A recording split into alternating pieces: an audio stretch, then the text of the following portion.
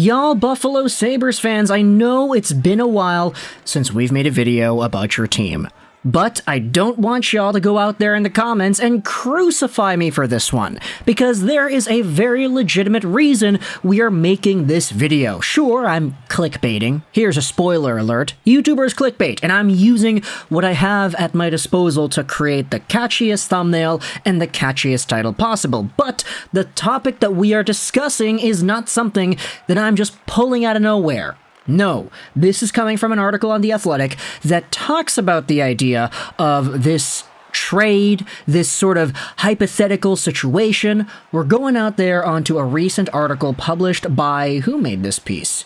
Ah yes, it was a dual threat post made by Michael Russo and Eric Duhacek from a week ago. May 15th, 2023, NHL Offseason Trade Board. What we're hearing about the Jet Stars, the Leafs Core 4, and other targets.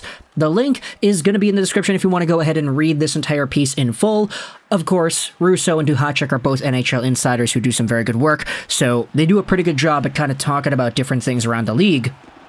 But because The Athletic is paid for material, I'm not going to go out there and screenshot stuff directly from the article. Instead, what we're doing is screenshotting from Reddit, because what somebody did here is what user Uncle Orton posted. They posted the entire transcript of what we're talking about from this Athletic piece onto Reddit. It was actually posted by Aris Soha on Twitter first, and that's kind of where the screenshot is coming from. This is not me screenshotting the Athletic article, folks. I'm going out there and screenshotting what is already publicly available on Reddit, which happens to be the article itself. So yeah, loopholes. I'm technically not leaking The Athletic myself because it was already leaked and somebody posted it elsewhere. We're taking a look at the elsewhere, which is why I feel comfortable doing this.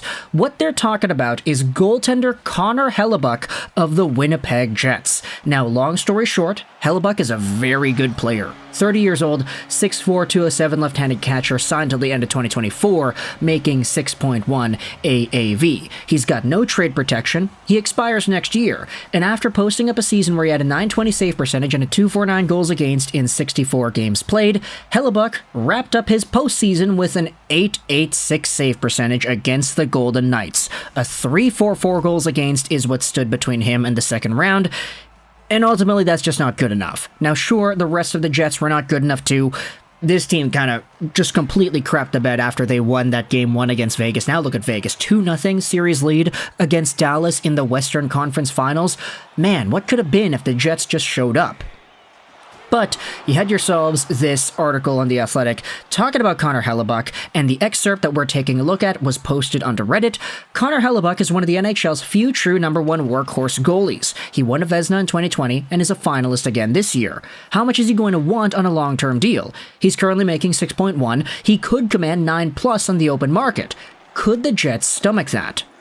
If he becomes available, don't be surprised if Buffalo and New Jersey take big swings. This is where the kicker comes in. One thing that we, Eric Duhacek and Michael Russo, have heard about early this offseason is that the Sabres have interest in Hellebuck, with the belief that a genuine #1 goaltender could be the last remaining piece in turning them into contenders. Getting one would also allow them to hold off on turning the reins to Devon Levi until he's proven to being NHL ready. Now, pause. Would it be fair to say that Devon Levi is already NHL ready? I mean, he was really good in the small sample that he had. I get why there could be concern. It was only a small sample. But to go out there and completely discredit Levi and his potential to immediately be an NHL goaltender, I don't want to go out there and say that I'm doing that. This is the final paragraph on the article that was posted onto Reddit. The Jets would want young team-controlled assets in exchange, and the Sabres have plenty of those, from a young-ish goaltender in Ukko-Pekka Luukkonen to promising talents like Krebs and even Casey Mittelstadt. And so the question here is, would you do this? Would you trade Peyton Krebs and maybe something else like Ukko-Pekka Luukkonen for Connor Hellebuyck? Not even Connor Hellebuyck, but 1 year of Connor Hellebuyck and the opportunity to re-sign him to a big money extension for next season and beyond. And really, the question here is, how much do you value a top-tier, bona fide NHL star? You don't know if Devin Levi is going to be able to become that right away. I definitely do put myself in the ballpark that says he'll be that one day. Just don't know if it's next year, 2 years from now, 3 or 4 years from now, whenever. We talked about Ryan Miller and the comparisons there, and Miller was a star for a good chunk of time, but he wasn't that star immediately. So for Devin Levi, what's the timeline there?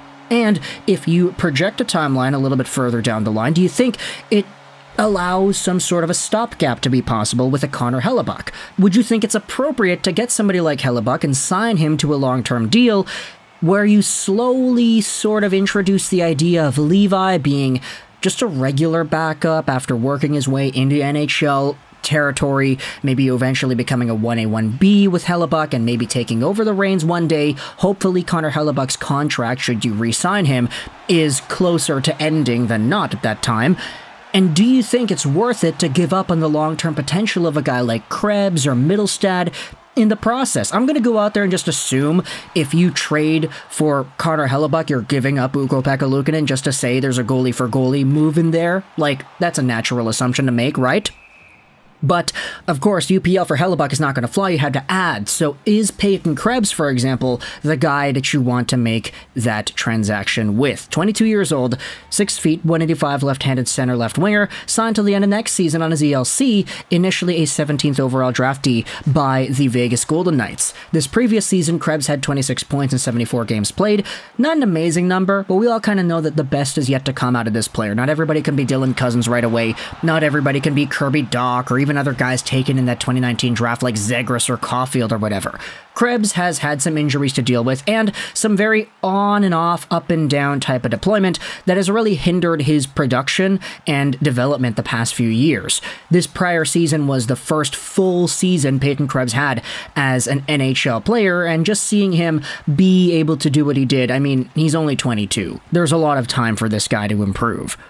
But if you were on the more pessimistic side of Krebs and saying, hey, there are a lot of other players on this team. You've got other top 6 forwards that will likely take away ice time from a guy like Krebs, and in a way you could say that might hinder him from really fulfilling his true potential. Maybe if you send him over to Winnipeg, where you have a whole bunch of guys that you're probably not going to be able to keep around for a while.